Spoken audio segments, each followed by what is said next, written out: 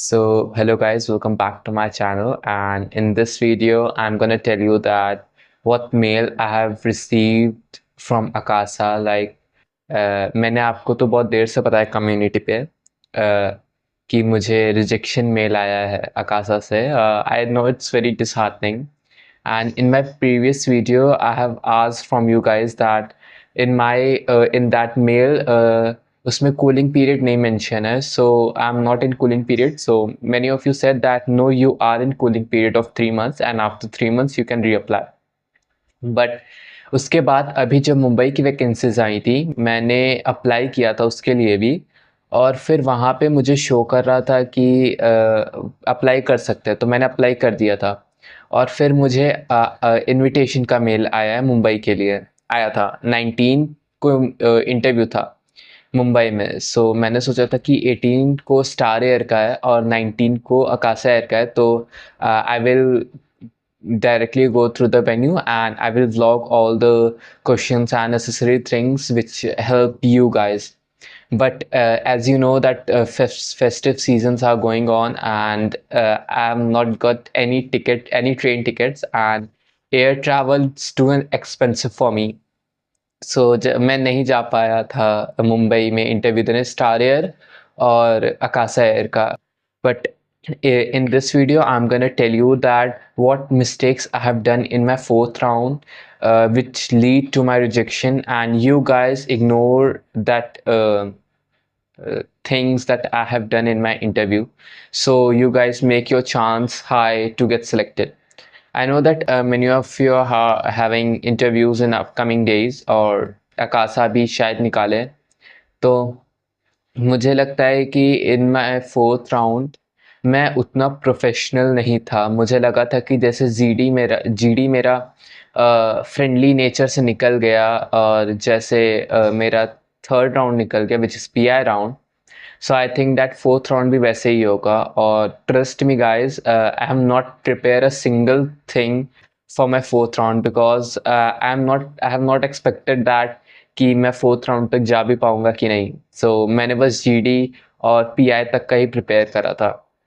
Fourth round is very unexpected for me. और fourth round में, in first round मैं अपना 100% दे रहा था, सेकंड राउंड में मैं अपना 100% दे रहा था, थर्ड राउंड में मैं अपना 100% दे रहा था.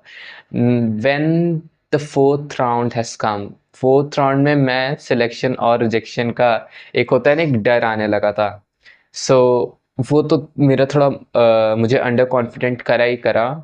तो एंड मैं उतना प्रोफेशनल था, जैसे उन्होंने मुझसे क्वेश्चन पूछा था अबाउट माई स्टडीज़ की, अभी आपने ट्वेल्थ पास किया है, so what are the future plan for studies. मैं उनको उतना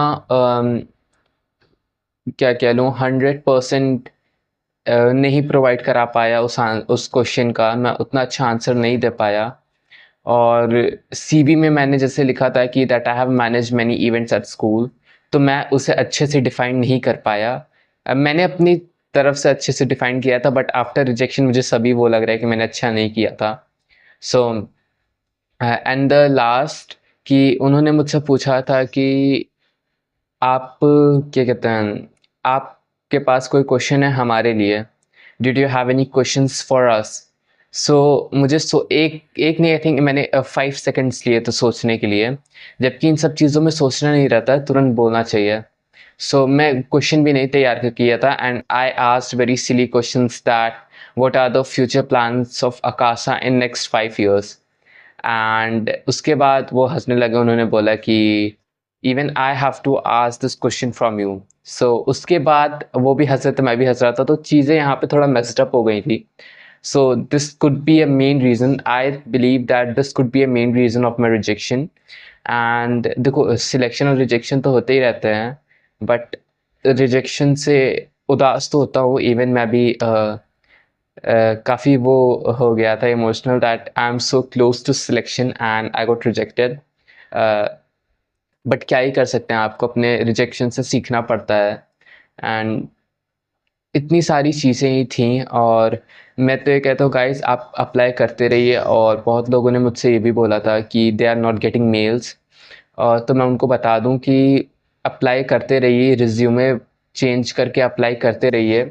रिज्यूमे में कुछ ना कुछ ऐड करते रहिए, जो आपको अच्छा लगे वो ऐड करते रहिए और अप्लाई करते रहिए। एक दिन मेल ज़रूर आएगा, इंटरव्यू का भी आएगा और सिलेक्शन का भी आएगा। एंड दैट्स वाई मैं इसलिए यूट्यूब पे आया हूँ, ताकि I can help you guys, because I know even I have suffered a lot, because I have asked many of the YouTubers which are in the field of cabin crew.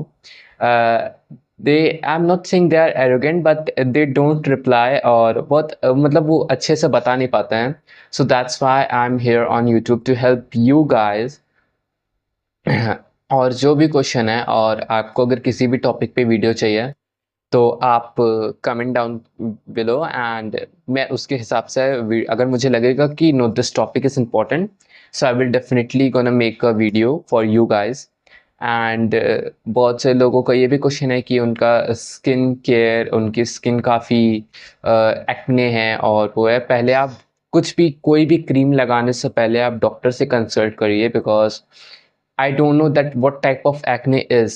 So doctor can provide more deep information, and about they can prefer more effective medicines for you. तो ये सारी बात है, और आपको कुछ भी पूछना हो, you can just comment down below, and that's it for guys.